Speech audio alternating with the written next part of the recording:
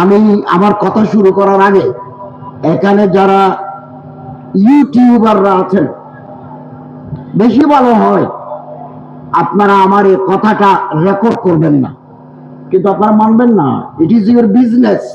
আপনারা ব্যবসা করবেন, তুলবেন, তারপরে মারাত্মক হেডিং করে দিবেন ব্যবসা চালু রাখার জন্য। যেটা আমি বলি নাই ওইটাকে একটা হাইলাইট করে দিলেন, তা আমাকে তো জবাব দিতে হবে।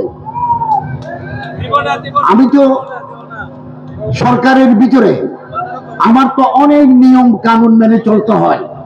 আপনি আপনার ব্যবসার স্বার্থে একটা মারাত্মক হেডিং করে দিলেন যে ধর্ম উপদেষ্টার হুমকি, ধর্ম উপদেষ্টার চ্যালেঞ্জ, মানে মানুষের যেন ঢুকে দেখে কোনো চ্যালেঞ্জও নাই, কোনো হুমকিও নাই।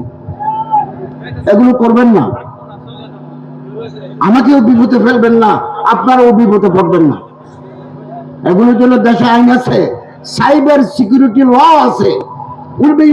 You will be in trouble.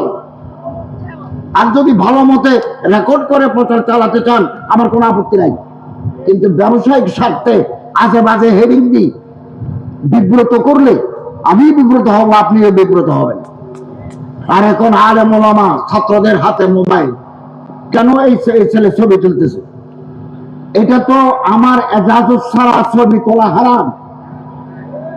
তারপরে ফেসবুক দি আমাকে বিব্রত করা, এটাও হারাম। ওয়ালা তাতাসসু ওয়ালা ইয়াগতাব বাযুকুম বাযা।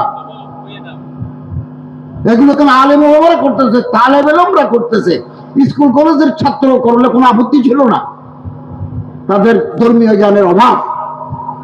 কিন্তু তালেবে ইলম মাদ্রাসার হুজুররা প্রত্যেকের পকেটের মধ্যে একটা মোবাইল বের করে তারপরে ফেসবুকে দেবে। এখানে বসছি, ক্লিক ক্লিক মারতে আছে। পাশে কত মানুষ থাকে, পাশে যাত্রী আছে, পাশে রিক্সাওয়ালা আছে, পাশে ডাক্তার আছে। ধর্ম অঙ্গতের সাথে অমুককে কি ফিতনাতে পড়ে গেলাম আমরা। সভ্যতার অভিশাপ।